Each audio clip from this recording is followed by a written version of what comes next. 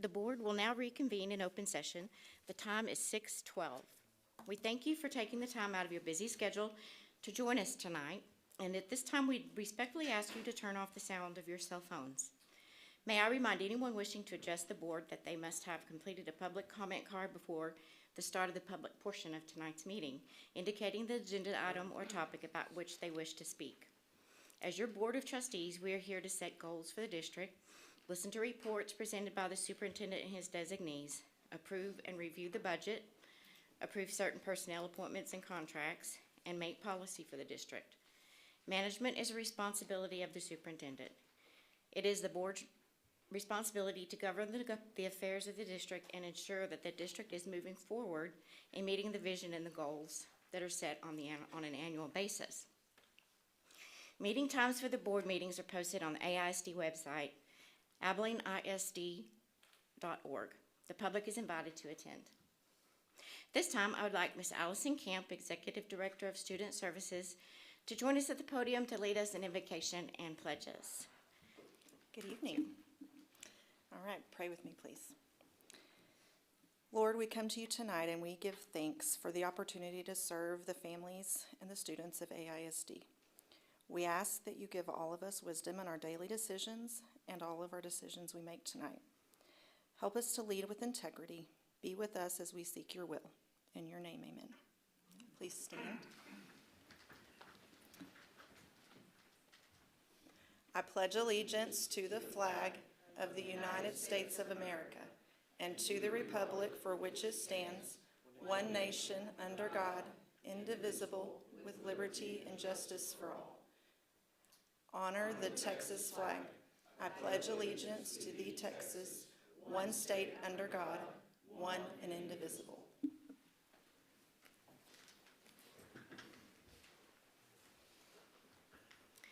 We'll now move to item C, Board Superintendent Announcements. Dr. Kuhn. Okay, I'm sorry. All right, sorry about that. I've got several announcements tonight, mostly about upcoming events. The first one is this Friday, May the 9th. This is a really important one. If you've never been to it, you're going to want to go. 9:30 a.m. at Dias Elementary. It is our annual I Love America program. It is, I saw it for the first time last year, and it blew my socks off. It is the story of our history, performed by the students of Dias Elementary.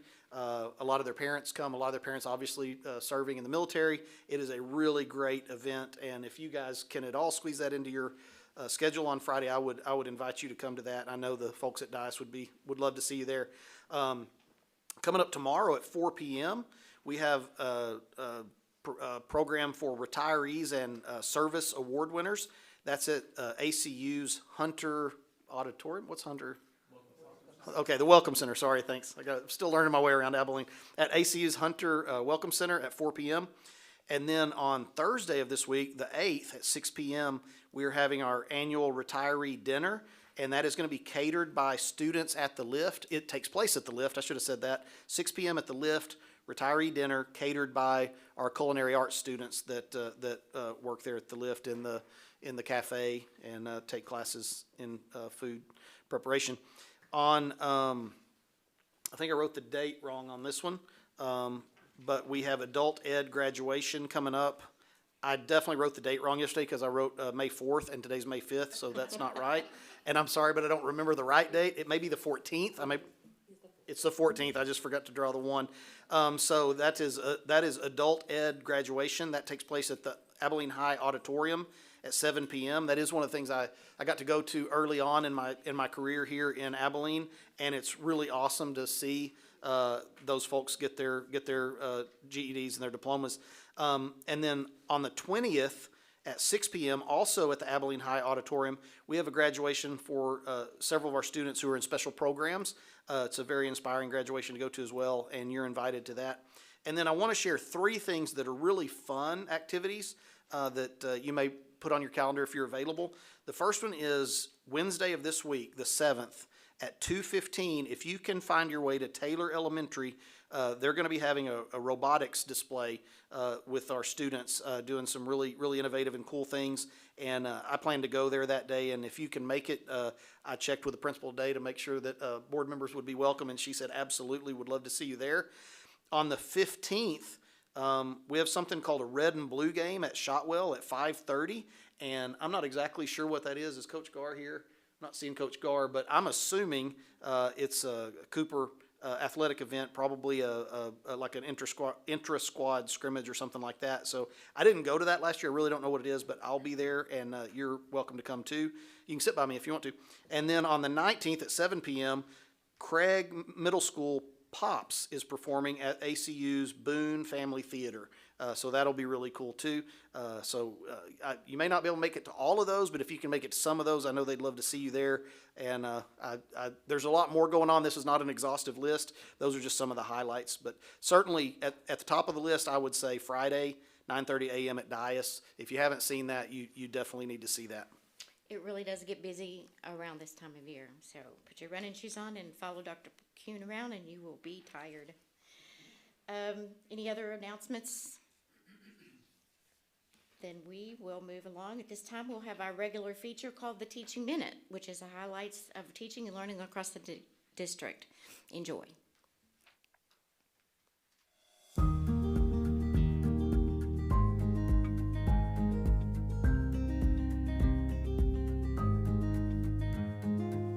Compare the two. Could this beak crack any hard shell? I'm Jennifer McLean. I teach 5th grade science at Austin Elementary. Today we are preparing for the STAR test. The 5th grade science test actually tests concepts that have been taught from 3rd grade through 5th grade. And remember, the instructions for each station are written on your paper. We did a lab where we were looking at the different structures of bird beaks and how a bird's beak is specially adapted to its food and its environment. And we used a bunch of different tools in order to simulate or model the different shapes of bird beaks. And you're going to be seeing which bird's beak this activity is simulating. We used a nutcracker and acorns to simulate a macaw's beak. We used a ping pong ball and a net to show how a pelican will scoop and catch its prey. We also used a pie pan filled with rubber bands and beans, and that modeled a white ibis's beak as it probes through the mud for its food. Look at that beak. Does it resemble a chopstick? Yeah, in some ways. I've been teaching science for close to 20 years now at Austin Elementary, and I find that the hands-on approach is the best way to get kids to understand science. We are always modeling, or we are building and making, we are putting circuits together. I try to make sure every single lesson I have has some kind of a hands-on component that helps the kids truly understand what they're learning, and it helps them retain their knowledge.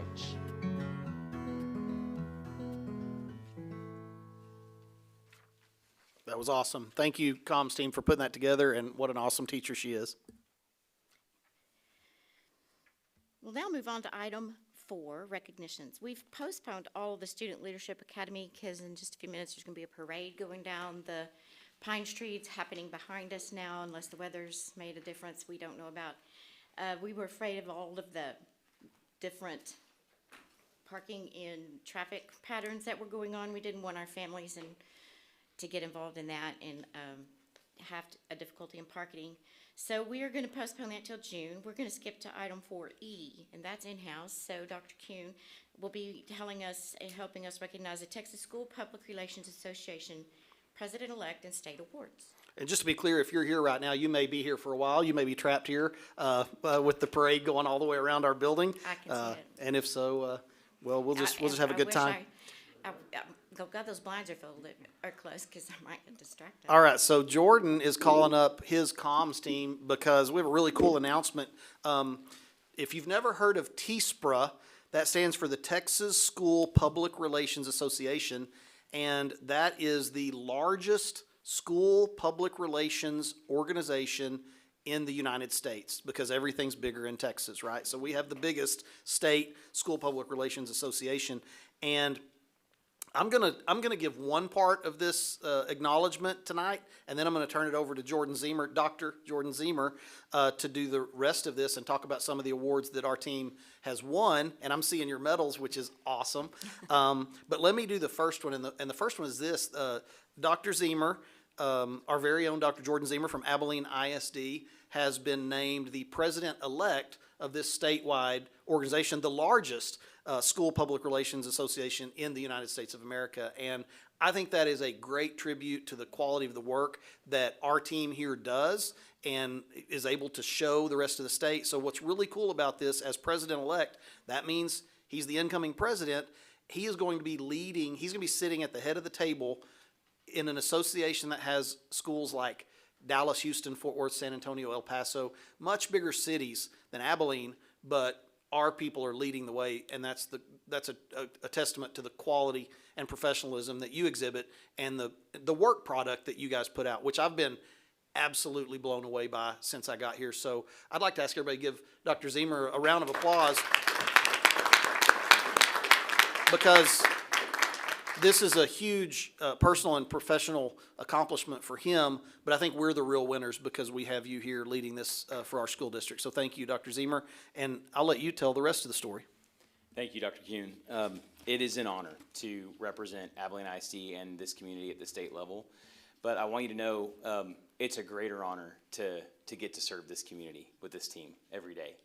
And so I look forward to getting to stand up for Abilene at the state level with school communications pros from across the state, like Dr. Kuhn said. Some in you know, for some of us, Abilene is the big city, but like in the real big cities, right? There's people there. But we get to lead with them, and they get to hear from us, and I think that's a really big deal, and that's way bigger than just me. And so I'm glad to serve you. I'm glad to serve our community, our students and families, all of our teachers and staff and campus leaders. I'm proud to serve them in that role, representing them, but I'm prouder to get to be here every day. And I'm prouder to get to serve on the ground here in Abilene every day. And I'm extremely proud to get to do it with this team around me. And I want to say very clearly, this moment's about them.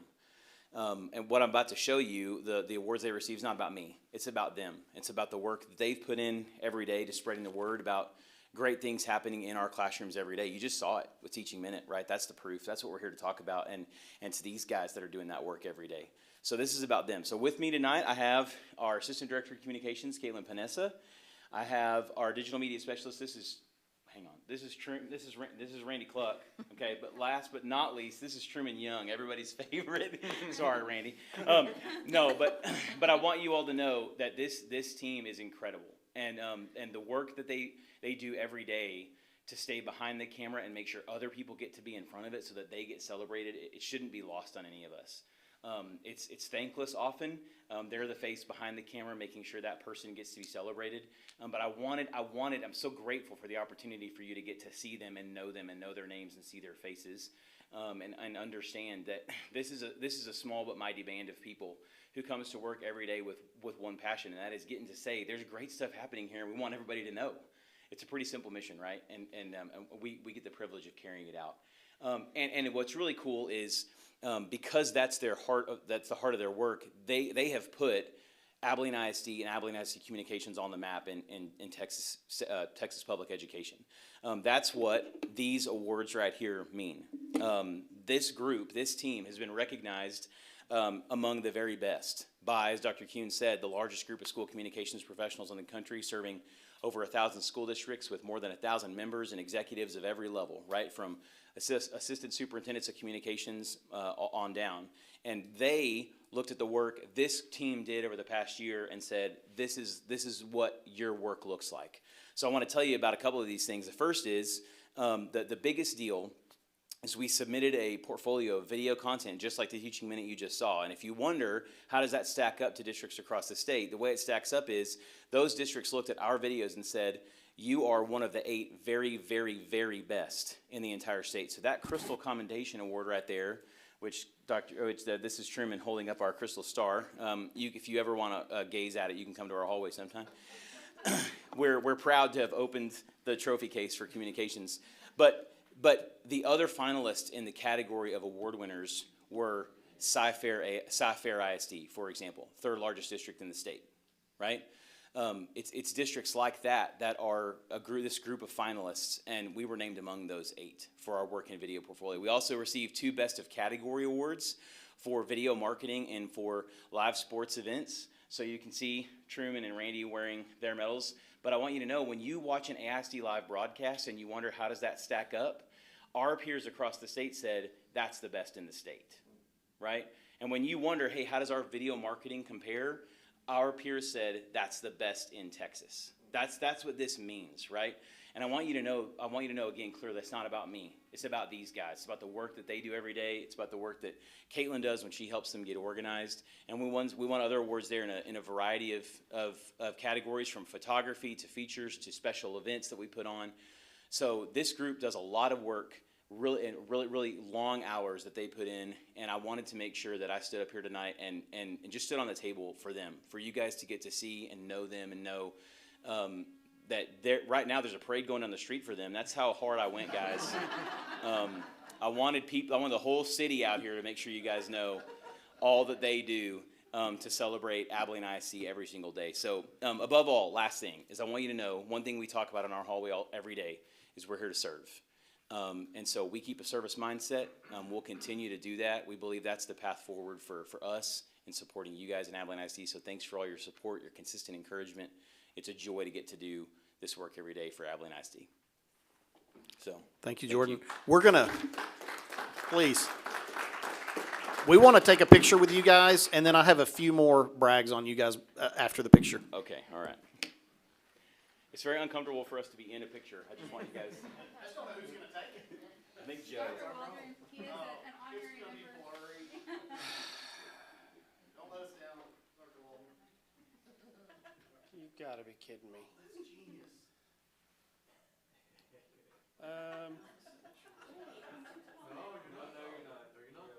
Are you guys set yet? What's happening? I'm waiting to make sure I can see everybody. Ready? 1, 2, 3. Done. Does that look weird? Does what look weird? That's amazing. I did so good. Good job. I love it. I need a vesting cap. So I don't want to overdo the praise of the comms team, but I've just several little anecdotes I wanted to share. My very first interaction with Dr. Zemer was the night I found out I got the job.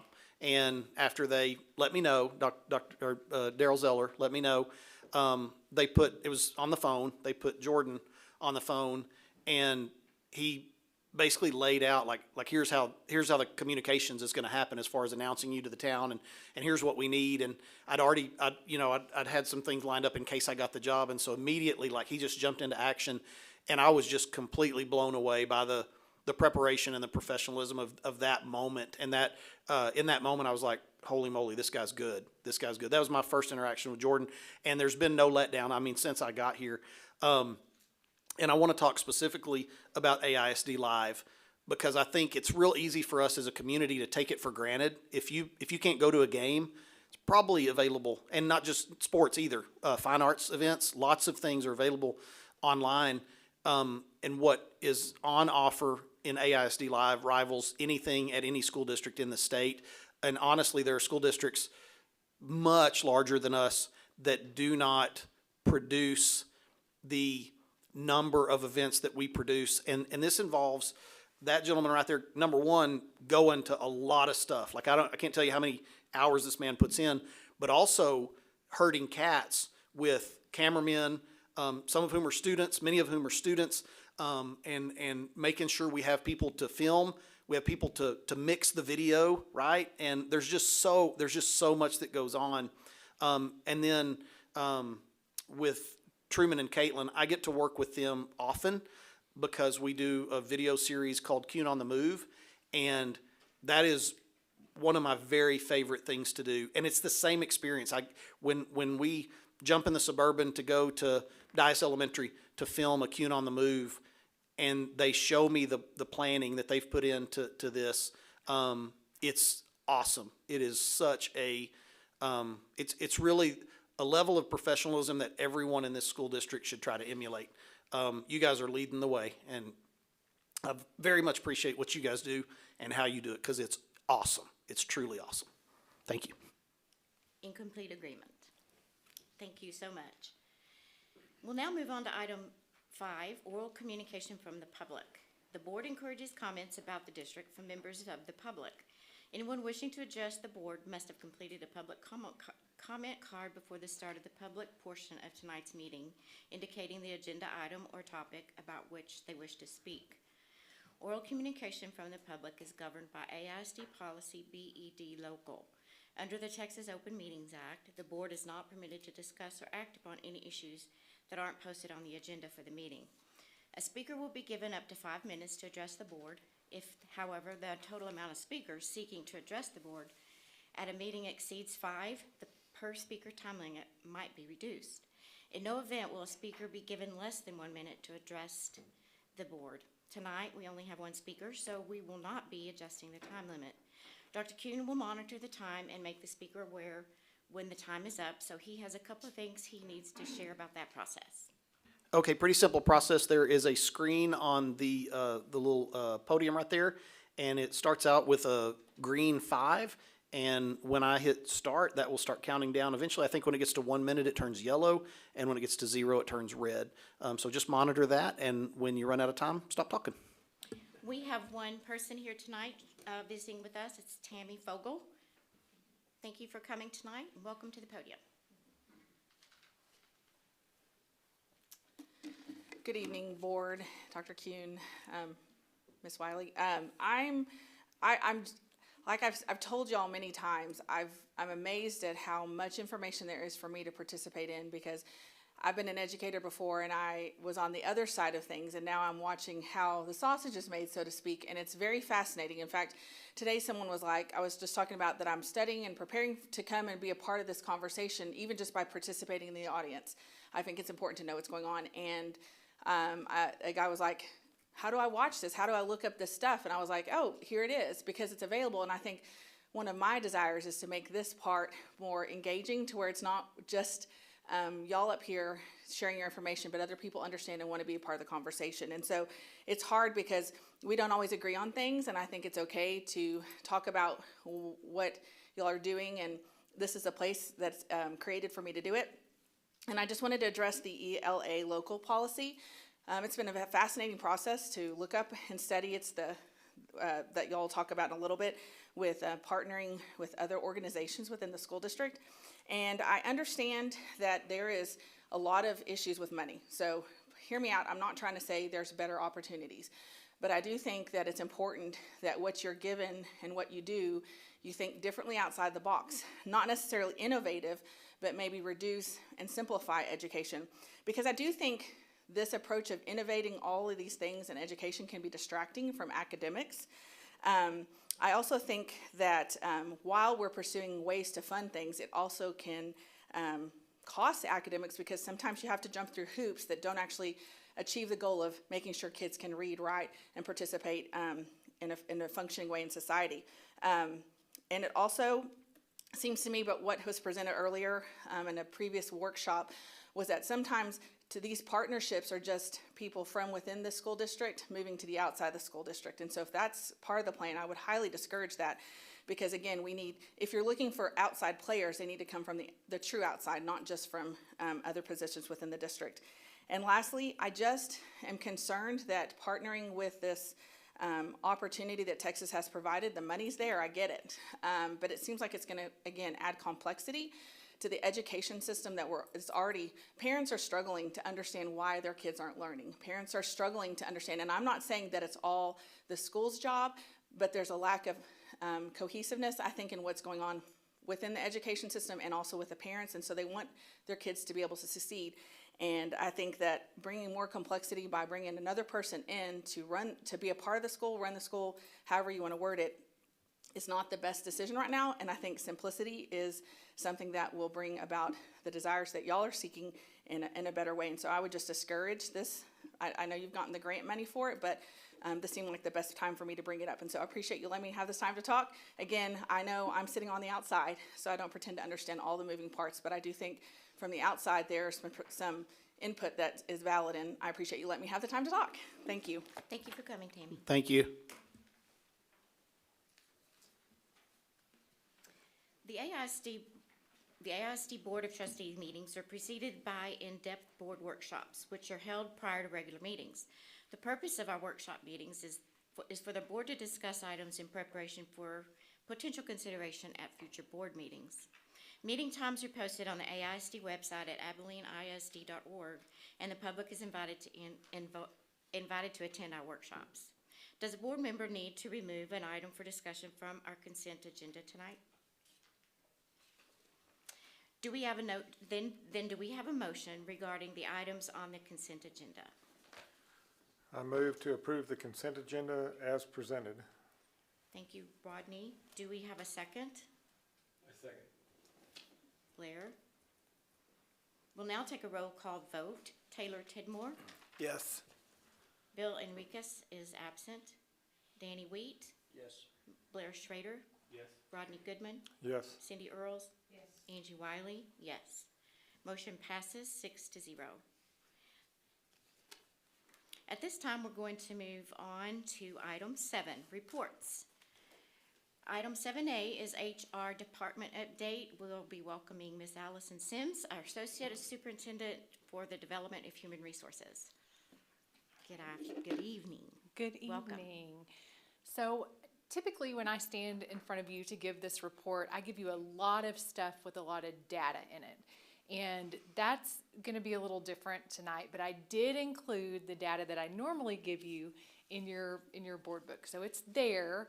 I just felt like having a better overall view of what the Human Resources Department is about might be a little more interesting and a little more exciting to hear about than a bunch of numbers. But the numbers are important. They do tell a story about our district as a whole. So our department mission is that we are dedicated to serving and supporting the teachers and educators and everybody who comes to work with us who are also committed to equipping learners for brighter futures. And that what we try to do, especially the word serve, is really important to us. When an employee needs something, when a principal needs something, it's the most important thing that we can make sure that we're there to listen and to act on whatever they need us to do, which is going to involve a lot of things that you're going to see here in just a minute. I wanted to share just some of our staff members. Some of you know them, but I have Kathy Hernandez, who's been in our district probably the longest of anybody I know, and she knows almost everything and everybody.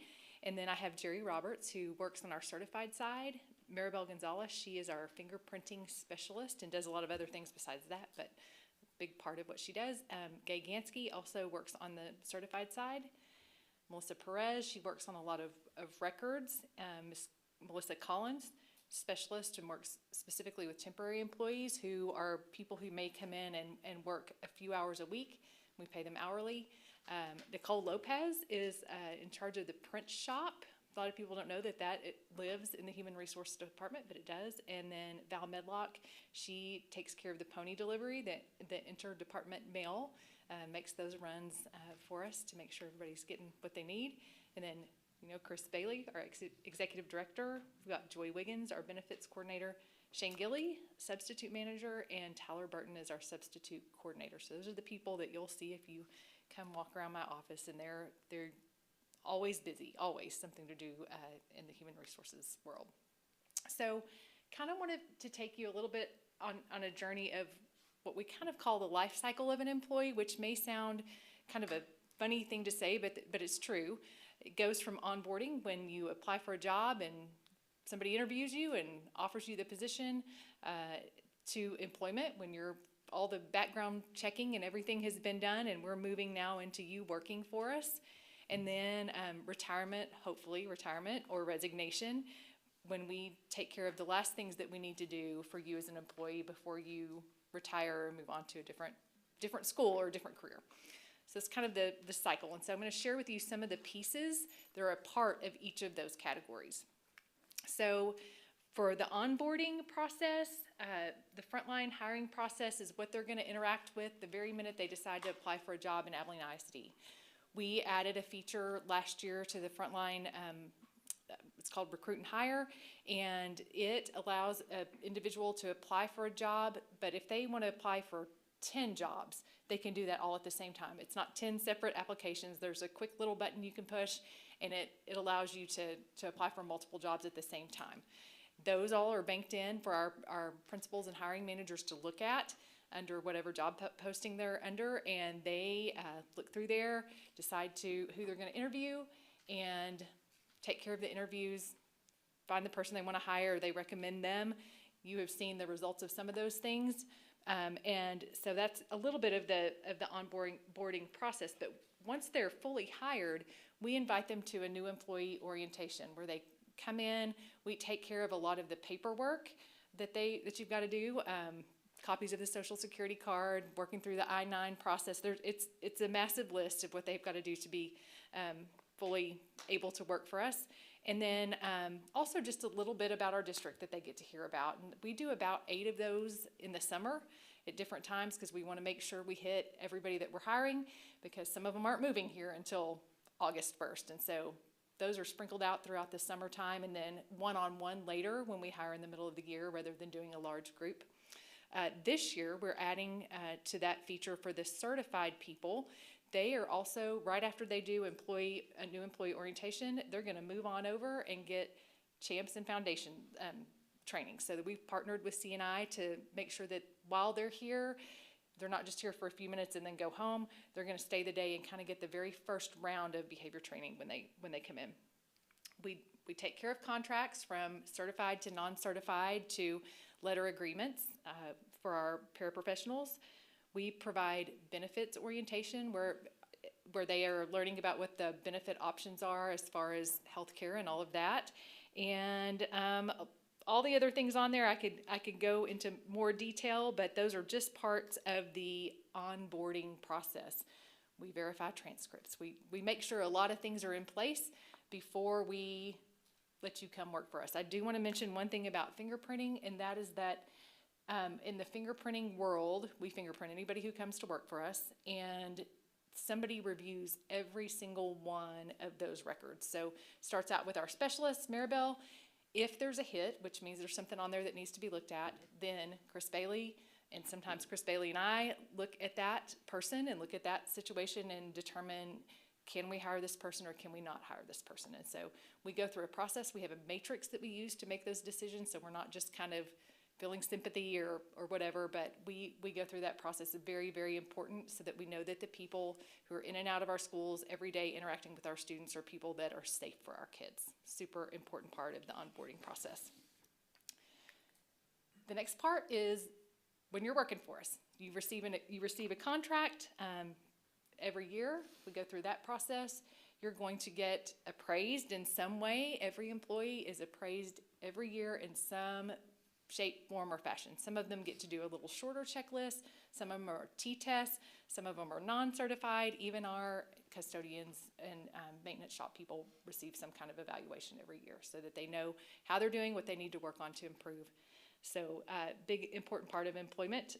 Professional development records. Every 5 years, a professional employee and aides have to renew their certification. So they have to verify that they have done a certain amount of hours of professional development, and my office helps to verify those once TEA has gone through their process.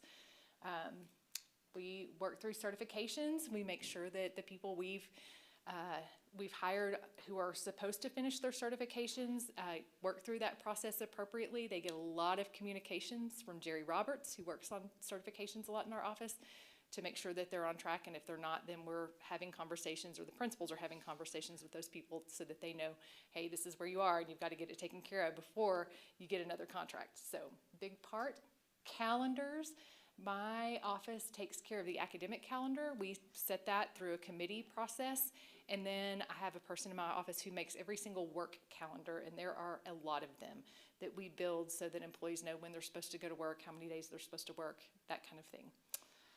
Compensation, we have TASB coming in June. That's a little preview for you to talk about compensation, and we start that process in January with TASB, work closely with them, see what models they want to see, so that we can share those back with you, and also make sure that employees are notified of what their compensation is going to be. So big process we go through there. Clinical teachers was just added to us maybe a couple of years ago, and the reason behind that was that our student teachers were going into student teaching and we didn't know who they were. So if I'm wanting to recruit people to stay in Abilene who are student teachers from ACU or student teachers from, we have them actually from all over the state. We have one from A&M right now. We want to make sure we know who those people are, if they're doing a good job in their student teaching, and we want to help them find the right seat on our bus so that they stay in Abilene rather than go to another district somewhere else. So that's been a great add for us. We also take care of the AISD employee handbook, which we update annually with little help from the TASB model, but we personalize it to the parts of our district that are really specific. Another really long list. I'm going to let you read through them because I could take a long time, but those are other things that we do.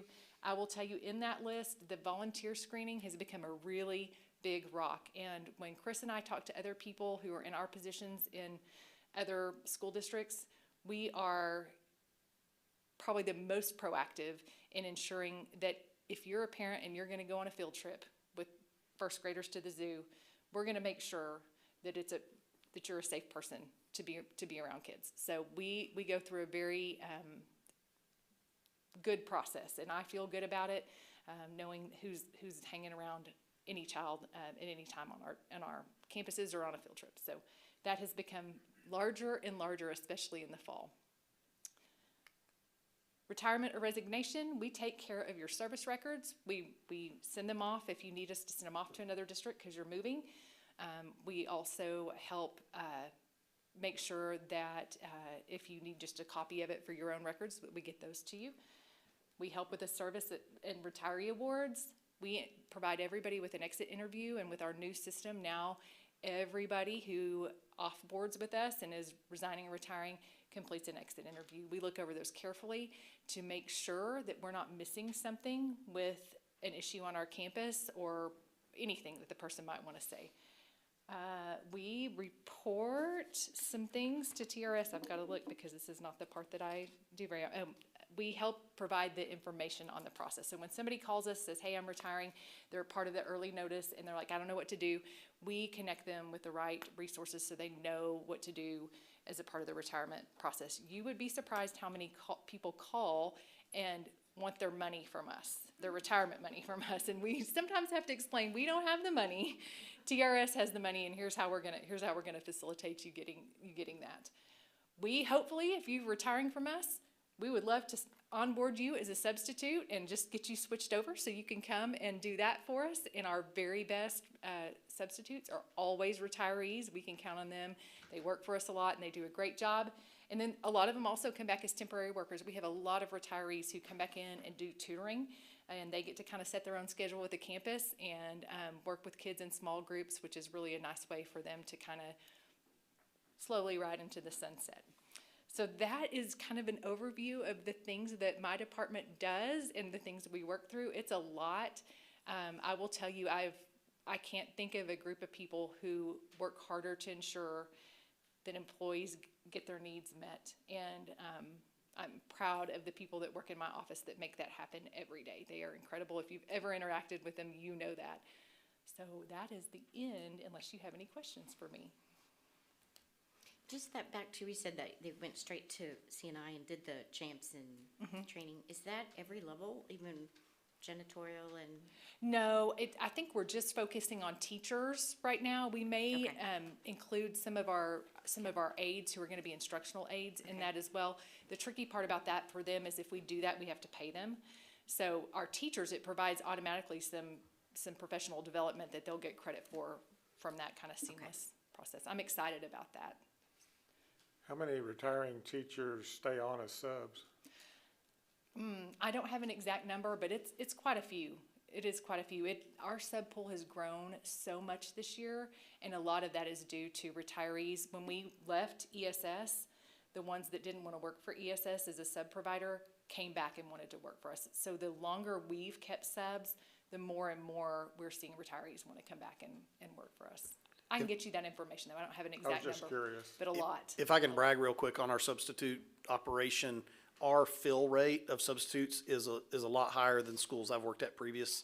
I was actually surprised to see our fill rate. It's gotten harder and harder to find people that want to be substitutes, and Abilene does a really good job of that. So kudos to your team and all of those people you showed us pictures of. They're great, hard workers, and I appreciate every one of them. Yeah, substitutes have been a process. It has not always been that good, but over the past 2 years, it is just really, it's gotten much, much better. We made a good decision to take the subs back. It's been good. Any other questions for me? Like I said, in your board book, you'll see a lot of data, and if you ever have any questions about any of that data, please reach out to me. I'd be happy to explain it better if you need me to, or answer any questions you have. Thank you so much for shining a light on your great folks. Thank you, Allison. We'll now move to item 7B, ELA local policy, with Mr. Jay Ashby, Director of the LIFT. Good evening. How are y'all? Is that right? Right. I am going to talk to you this evening about a proposed local policy, ELA local. We're going to give you some details on it, some context, and this is for your consideration at the June regular meeting. So, a review of the timeline. So, a little bit of history. I know we have been talking about Senate Bill 1882 and what that provides, the opportunities that provides for districts for a while in our district. The bill was actually passed in 2017. The first time I remember hearing about it, and I imagine the board heard about it even before then, was in the admin retreat in July of 2023. And then I know in October 2024, this last fall, there was a board meeting where this bill was discussed within the context of System of Great Schools. Part of the process that the Pathways to Possibilities Tour was aimed to inform was lots of different things that we're doing in our district, but it included informing some of the things that could happen with the Senate Bill 1882.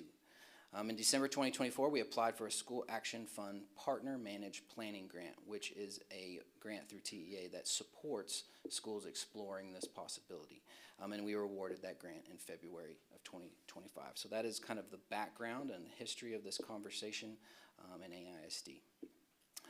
So our current board policy legal framework, this is a policy that is already in place, allows districts to contract with a partner to operate a district campus or program. The partnership must be governed by a performance contract, and it requires the district to grant the partner a local campus charter under Chapter 12, Subchapter C. So that is already our current policy. This proposed new policy is adding a legal framework, legal guidelines for us to explore this even further. Okay, so it adds to our current board's policy legal framework. It ensures transparency, consistency, and local control. It creates a local framework aligned with TEA and TASB model policies, and it allows us to move forward, if we're interested, with a potential operating partner in a legally compliant way. What this proposed policy does not do is it does not commit us to any specific partner. It does not hand over a campus or remove any district authority, and it does not change anything about our current district operations. It is primarily some more language in our policy that ensures that we do this process in a compliant way legally, but also in a transparent way for our community and our district. So why now? Why is this the time that we are exploring adding this policy? Well, we've received a grant, as mentioned, and the funding to explore this partnership pathway. And so the TEA timelines expect districts to have these local policies in place to meet these grant requirements. And that is the reason for why in the calendar we are exploring adding this proposed policy. So some of the highlights to this policy. There are, and I'm going through a training right now to explore the details of the ins and outs of what this process could look like, and this policy aligns with what that training is providing, but it's a clear application and review process for exploring partnerships. There's transparency and public accountability built into this policy. There's performance contract requirements for any partner that we would choose to enter into a contract with, and there is strong district oversight with clear evaluation checkpoints. All this policy does is say this is what we are, as a district, are required to follow if we do choose to enter into a partnership. Some districts with similar policies, Lubbock ISD, El Paso, Midland, Ector County, Crowley, and Tyler, many other districts with similar policies that align with TEA and TASB model policies as well. So our recommendation is for the adoption of this local policy for the reasons that have been mentioned, supporting our current direction of exploring high-quality options, keeps us compliant with TEA expectations, and positions us to take advantage of future partnerships opportunity if we so choose. Any questions? So just to recap, there already is a policy on the books that allows us to do this. So what is being proposed is to strengthen that said policy that allows for more transparency, allows for more local control in terms of what the parameters are, how is it being reviewed, how would we engage a partner, and then what are those safeguards that we're going to have in place to make sure that the model we want to seek is actually being adhered to. So absent that, there's no assurance, frankly, that the public would get to know what those things are outside of what's just in the contract between us and whoever the potential partner would be, correct? Correct, correct. Okay. So, there we go. All right, good deal. So to that end as well, what I also want to make sure I'm clear on is that, again, you've said it, but I think it's important to note, especially with the microphone now, that this does not tie our hand into going into any contract with another provider, nor does it commit us that we are going to be going into a partnership with a said provider, correct? Correct. That is accurate. Okay, thank you. On the backing up a couple of slides when you said we received the funding to explore, what exactly does that mean? Sure. So the School Action Fund Partner Managed Grant, we've received multiple school action funds. Most of them have been district managed. This is exploring the possibility of a partner managed, and so it is providing support from TEA approved technical advisors to guide us through this process. Partners that have done this in other districts does not commit us to entering into any commitment that we don't want to enter into, right? But it is support from experts that have done this before and that guide us, but also make the processes that they have as sort of a template, letting us decide how those processes best fit our community, right, in our district. And so that's what we're working on right now. So I'm guessing it wasn't like a huge amount of money, but we had to send someone to training, and we had to do a little traveling, and we had to probably get some documents sent our way or copied to review and look at and learn about, and spend some human resource hours. Yes, and then so there's the planning grant, and then there's implementation grants available for us to apply for if we enter into a partnership, but that is not required. Right. And the planning grant is just looking at partnering for one of our campuses, right? So the process, and by the way, should have mentioned this at the beginning, in June workshop, we're going to have a big presentation on this subject that we'll get to go into more depth on what this process looks like. But to answer your question, the primary purpose of sorry, tell me your question again, Dr. Stidmore. I mean, currently we'd just be looking at creating a partnership for one of our campuses. It wouldn't be like every elementary school. Correct. Well, so the process allows us to explore multiple options in something called a Call for Quality Schools. The grant is tied to specific campuses that are eligible through being comprehensive or targeted. And so there's a limit to the campuses that we could choose, but in general, most of these partnerships are focused on single model schools, but there's other options as well that we'll dive into more in June. And I thought I heard you say too that since we accepted these funds, this is a requirement that we adopt a local policy. Correct. It's recommended before to have this in place if we choose to enter into partnership, but it does not, as we mentioned, commit us to entering into one. You have an example of performance parameters that would be in a contract? So they're lengthy, and there are the training that I've gone through that will go into detail in June. There's financial requirements, there's legal requirements that are put in place all through a contract, and we get to help design and that contract, and there's negotiations prior to entering in any policy, and so there can be performance requirements for academic performance, right? And there are consequences put into a good contract if a partner does not meet those requirements.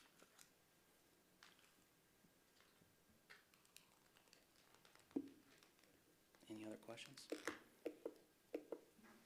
I just want to say thank you for sharing this information with us and putting it together clearly, and I look forward to June to going more in-depth on this. Right, we will have much more information given to us between now and the time that we're required to vote on it, plus access to you if we have more questions. Absolutely. Correct? Thank you. Thanks, Mr. Ashby. Well, tonight we don't have any business items requiring board action, so we're just going to move right on to item 9, items covered during closed session. Is there a motion regarding the donation of real property?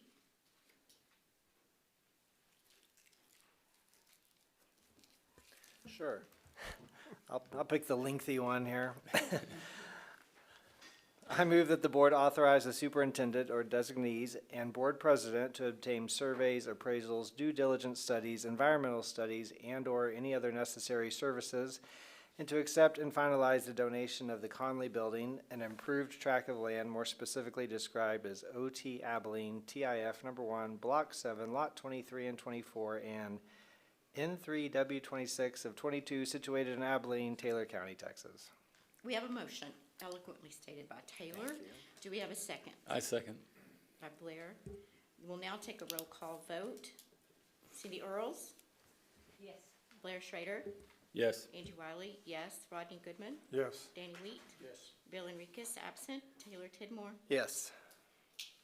The vote passes 6-0. There being no further business, this meeting is adjourned, and it is 7:03. Thank you for your attendance, everyone. Drive safe.